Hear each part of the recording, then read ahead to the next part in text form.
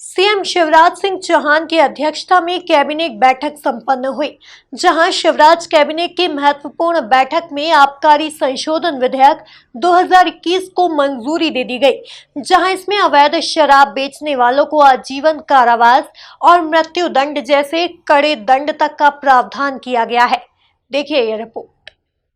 प्रदेश के गृह मंत्री नरोत्तम मिश्रा ने जानकारी देते हुए बताया कि आबकारी नियमों में किए गए संशोधन के तहत अब हेरिटेज मदिरा नामक की एक नई श्रेणी जोड़ी गई है, जिसके तहत अवैध शराब पाए जाने पर आजीवन कारावास और मृत्यु दंड का प्रावधान किया जा सकेगा। उसके साथ ही शराब की अलग अलग श्रेणियों में पाए जाने पर अलग अलग सजा देने का भी प्रावधान है।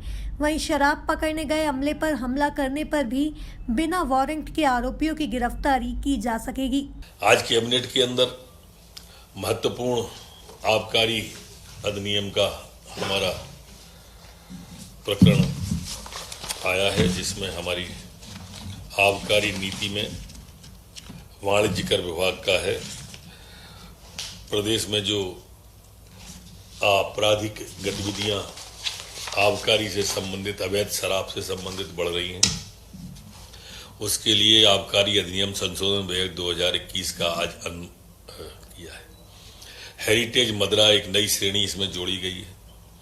इसमें जिनकी जान चली जाती है, ऐसी मदिरा का सेवन सिद्ध होने पर अभी तक जो 5 वर्ष अधिकतम 10 वर्ष के कारावास था, उसे आजीवन कारावास किया गया है।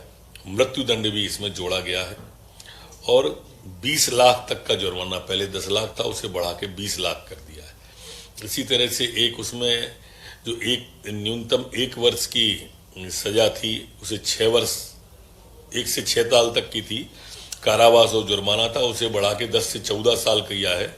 ये जो है वो है जो अपमिश्र अनुपयुक्त मदिरा सेवन से शारीरिक क्षति जिन्हें हो जाती है, और 10 लाख का जुर्माना किया है। और एक जो अपमिश्रित मिश्रा मदिरा मिल जाती है, उसको भी पहले 6 माह से 4 वर्ष था, उसे बढ़ा के 6 वर्ष से 10 वर्ष कर दिया है। ऐसे अनेक इसमें गंभीर किस्म के हैं।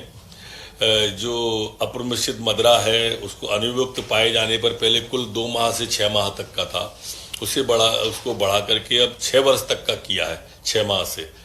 इसी तरह से अपमिश्रित मिश्रा सेवन से शारीरिक क्षति हो जाती थी, वो पहले 4 माह से 4 वर्ष था, उसे 2 वर्ष से बढ़ाकर 8 वर्ष कर दिया है।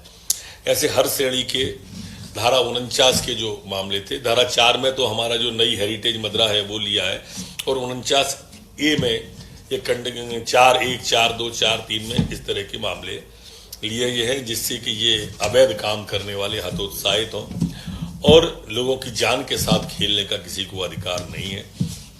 इसके लिए आबकारी अधिकारी पद को भी अधिसूचित किया करने का इसमें डाला है कि इसके अंतर्गत जो लोग निष्पादन में बाधा डाल देते हैं, बीच में शराब पकड़ने जाते हैं तो हमला करते हैं, उनको भी बिना वारंट के गिरफ्तार करने का इसके अंदर डाला गया है।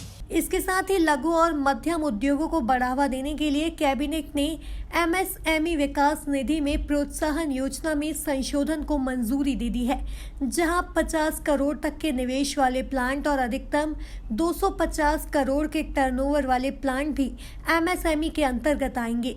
अन्य निर्णय में MSME विकास नीति 2019 में प्रोत्साहन योजना का भी इसमें संशोधन किया है।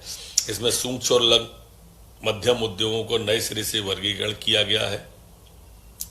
10 करोड़ के निवेश प्लांट में और 5 करोड़ तक के निवेश उपकरणों में करने वाली इकाइयां MSME के दायरे में आती हैं, उन्हें शामिल किया है। और नवीन वर्गीकरण अनुसार अधिकतम 50 करोड़ रुपए तक के प्लांट एवं मशीनरी उपकरणों में निवेश करने वाली और अधिकतम 250 करोड़ रुपए तक का कारोबार करने वाली इकाइयां MSME के अंतर्गत अब आ गई हैं।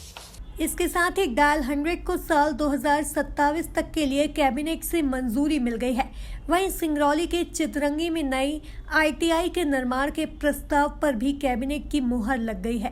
आज डायल 100 सेवा के द्वितीय चरण के लिए भी आज प्रस्तावित आया था। उसे अब 2000 पहले 2020 से 25 था, उसे बढ़ाकर 2021 से 27 तक की अवधि के लिए करने का भी आज वित्तीय स्वीकृति के संबंध में दी गई है। जो हमारे यहाँ एक ओबामा रिफाइनरी बीमा के सहयोग से 1000 बिस्तरीय अस्थायी कोविड अस्पताल का निर्माण और संचालन है, जिसमें प्रथम चरण में 200 बिस्तरी कोविड अस्पताल 6 माह की संचालन की अनुमति दी गई। 4.21 करोड़ की लागत से अस्पताल तक पहुंच मार्गों का निर्माण के लोक निर्माण को भी इसमें लिया गया है। पेयजल सुविधा के लिए भी 1.41 करोड़ लिया गया है।